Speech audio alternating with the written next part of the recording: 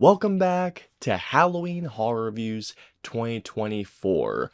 Guys, I cannot believe that we're already at the last week of the month. It feels like it was just yesterday I was putting up my first review for 2024's reviews, and now we're coming on to the finish line. I really hope you guys have been enjoying this year's reviews because I've been having such a great time covering horror things this month, whether it's the horror movies I've reviewed or the horror games. Guys, regardless, thank you all so much. But guys, we've still got 3 more reviews to be talking about, and man, let me tell you all, I am really excited to be talking about this particular movie with you all today. Moving on to today's review, I'm here to talk about 1994's In the Mouth of Madness, directed by John Carpenter. In the events of In the Mouth of Madness, we follow an investigator portrayed by Sam Neill, who is given the job to investigate the disappearance of a famous horror novelist named Sutter Kane in this small town. And when this investigator finds a small town and starts to look around and ask questions, he soon starts to question his own sanity as the lines between reality and fiction start to blur. Before I continue on with today's video, I just wanted to say welcome to my channel, everybody.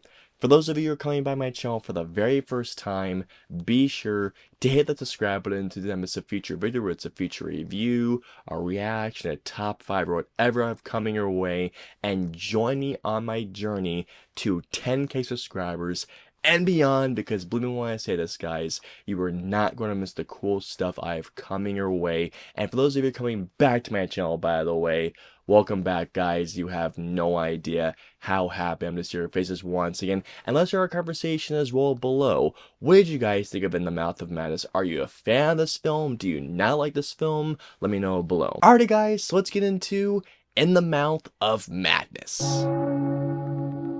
Damien!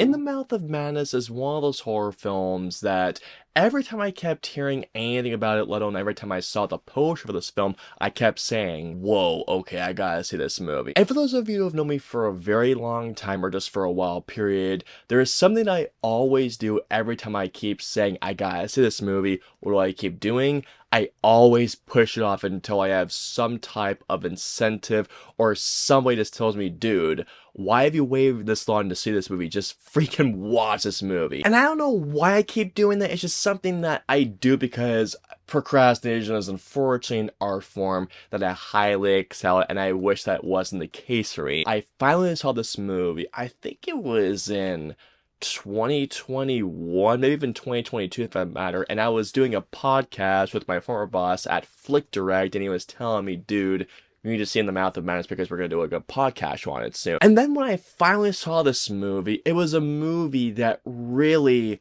just got its hooks in me. Every time I watch this movie, at least for me, not only do I find this movie very underrated, but it's a movie that just, honest to God, gets better and better upon rewatch. This movie isn't just good. This is a great John Carpenter film that easily, at least in my personal opinion, stands easily amongst his best movies. This movie deserves so much more praise, and it's a very underappreciated movie. This movie was actually a box office bomb when it came out. Sam Neill is great in the film as this private investigator who, as the film goes along, you could see him not only losing his mind, but seeing how the film goes along. It's really, really cool as Sam Neill's character goes. And by the way, yes, I will mention this later on, but once it comes down to that ending, brilliant how Sam Neill was directed in that scene. Seriously, he is great in this film. John Carpenter directs the hell out of this movie. I mean, John Carpenter is one of the GOATs in terms of horror films. I mean, look what the guy has created for the horror genre. If you were to ask me, guys, to create a Mount Rushmore of horror film directors, John Carpenter would easily be within that Mount Rushmore, because what this man has brought to the horror genre, I think, is something that really cannot be described, really. One of the things that I absolutely loved about John Carpenter's directing here is that as the film goes along, he really does do a great job of making it seem like whether you're seeing something in reality, or in this case, in the fiction, in the non-world. One moment you think that you're in normalcy, you're pretty sane, but then the next moment, John Carpenter pulls that rug underneath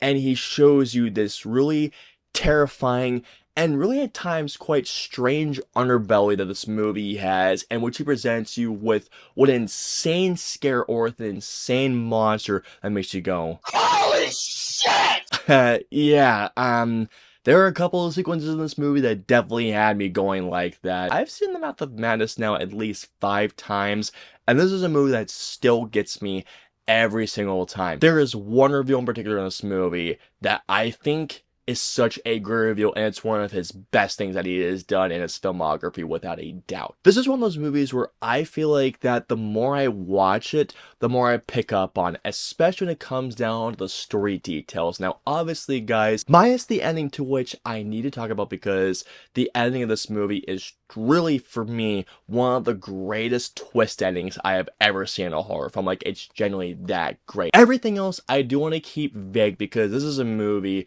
that before the ending comes about, it's really a mystery that I think is best when you go into this movie blind, even though I will be talking on the ending. And by the way, I will say spoiler alert for when I do talk about the ending, so what you guys know. One thing in particular that I absolutely love about the storytelling is that this is a movie that once you get into the main mystery, it's a mystery that only gets better and more intriguing, but knowing the type of movie this movie actually is, it gets stranger, it gets weirder, and in some regards, it gets pretty freaking horrifying. To say the least, guys, where it kind of just goes there, and it presents you with something really, really strange, but it's one of those things, and it's one of those stories where you just can't take your eyes off of it, even though it gets stranger and stranger. And especially knowing where this film goes in the end, it is a mystery, guys, that legitimately does get better and better. And even on rewatch, things do get better and better with this film. If you guys have looked up information about this movie, you will all know that this movie's storytelling was not only inspired by Stephen King, but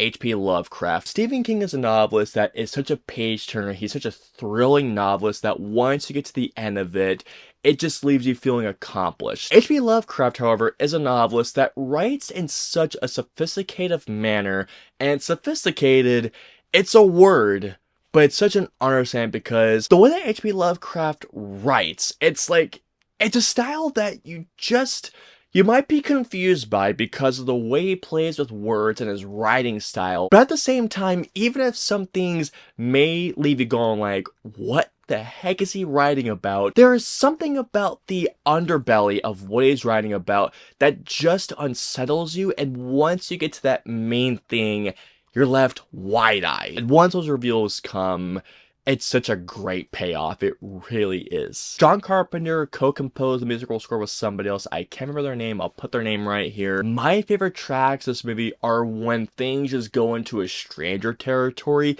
and you hear these cues that really do make you go, what the The music for this movie is so good. Now here we go, guys. Spoiler for those of you who have not seen The Mouth of Madness, because if you have not seen this movie, guys, please check it out because it is genuinely a great John Carpenter film. But here we go. In the film's ending, it is revealed that Sam Neill's character is just a work of fiction, and not to mention it as well, he goes to a theater and he sees that everything that he did was filmed and put into a movie. This film's ending is not only a genius twist, but it's such a great fourth wall break. I'll never forget the first time I saw this film's ending, I legitimately left going like,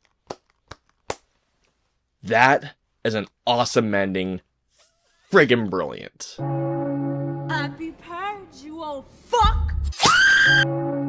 Like I mentioned to y'all earlier, this movie to me is such an underrated and such an underappreciated Carpenter film. But this movie, don't get me wrong, has its fair share of flaws. Well, really two big flaws that hold it back from being really amongst the GOATs of John Carpenter's filmography. There are some character decisions that are rather questionable. The character decisions are explained at a certain point, but there are certain decisions of this movie that no matter how many times I see it, in particular, now, of course, I won't reveal which character does some very odd things, to say the least. There is a character in this movie that makes some very odd decisions that still to this day make me go,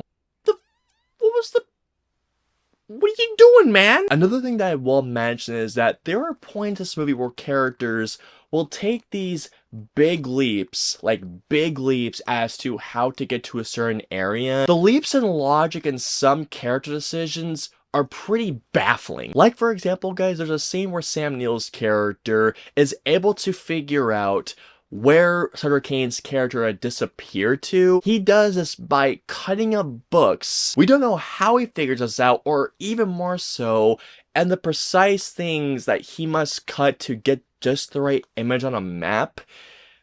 Yeah, again, this just might be a me thing, but it was something that I wanted to adjust because it is still just something that, for me, doesn't make any sense.